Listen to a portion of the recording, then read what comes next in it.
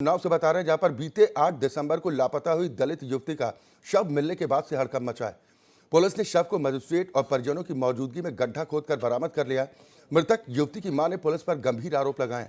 मृतका की मां ने सीओ सिटी और दारोगा प्रेम नारायण दीक्षित पर आरोपी से पैसे लेने के आरोप लगाए। उधर पोस्टमार्टम हाउस में मृतकों के परिजनों ने जबरदस्त तरीके से हंगामा किया। मृतका के पिता ने 25 लाख रुपए मुआवजे के साथ साथ आरोपियों को फांसी की सजा देने, पक्का आवास और सरकारी नौकरी की मांग की।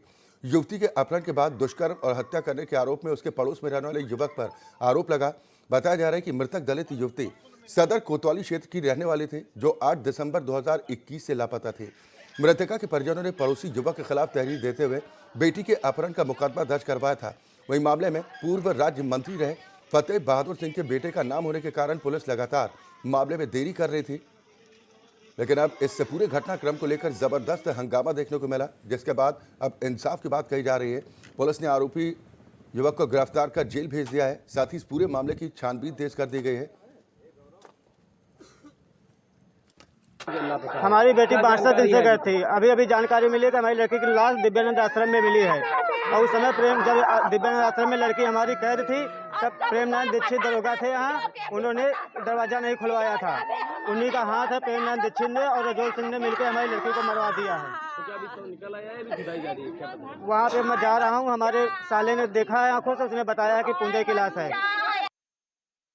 8 दिसंबर को एक युवती की गुमशुदगी की सूचना थाना कोतवाली में प्राप्त हुई थी, जिसके आधार पर गुमशुदगी दर्ज किया गया और उसके बाद में फिर एफआईआर में तरमीम करके जो संदेही व्यक्ति था उसको गिरफ्तार करके जांच की जा रही थी। उसी जांच के क्रम में आज ये डेड बॉडी यहाँ से प्राप्त हुई है। इस डेड बॉडी का हम पोस्टमार्टम करा करके आगे जो भी कारण रहे हैं उसकी जाँच करेंगे और इसमें जो भी व्यक्ति शामिल हैं उनके विरुद्ध कठोर कार्रवाई सुसंगत धाराओं में। योगेश हमारे संवाददाता है, इससे बड़ी खबर पर ज्यादा जानकारी के साथ जुड़ गए। योगेश, सबसे पहले बताएं कि इलाके में किस तरह का माहौल बना हुआ है और अब प्रशासन के अधिकारी क्या कुछ कहते दिखाई दे रहे हैं इस पूरे मामले को लेकर। देखिए, मैं आपको बता दूं कि इस वक्त जिस तरीके से पीड़िता के घर वाले काफी दिनों से परेशान थे, किसी तरीके से उनको न्याय मिले, उनकी बेटी को सकुशल बरामद कराया जाए।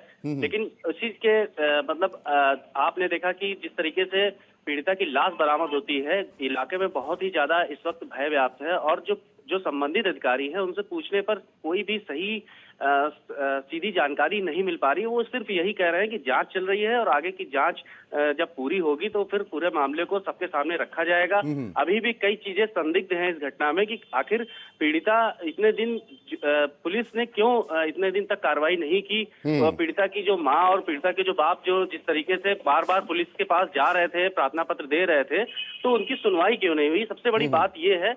और कहीं ना कहीं पुलिस प्रशासन भी कटघरे में खड़ा होता दिखाई दे रहा है। निश्चित तौर पर परिजनों की तरफ से योगेश, जिस तरह से पुलिस पर गंभीर आरोप लगाए गए हैं कि अगर पुलिस ने वक्त रहते कार्रवाई की होते तो शायद आज उनकी बेटी जिंदा होती।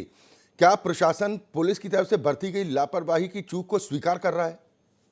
जी सर, मैं आपको बता दूं, कल शाम को ही जो नगर के कोतवाल थे, उन्नाव सदर कोतवाल थे, उनको निलंबित किया गया है। और कहीं ना कहीं पुलिस इस मामले में अब जितना एक्टिव है, अगर पहले होती तो शायद इस घटना को टाला जा सकता था। अब पुलिस अपने निचले अधिकारियों के ऊपर कार्रवाई करके अपना पल्ला झाड़ना चाहती है और आगे पुलिस किस स्तर तक जांच को कहां तक ले जाती है और हकीकत क्या है, आखिर किस तरीके से इसकी हत्या हुई और हत्या होने के साथ साथ और इस पीड़िता के साथ क्या हैवानियत की गई, ये सारी चीजें पुलिस को अब सबके सामने लाना पड़ेगा। और पुलिस को अपनी कार्यशैली, जिस तरीके से जो सुस्त कार्यशैली थी, कहीं ना कहीं अब पुलिस वही एक्टिव हो गई है जब इतनी बड़ी घटना हो चुकी है।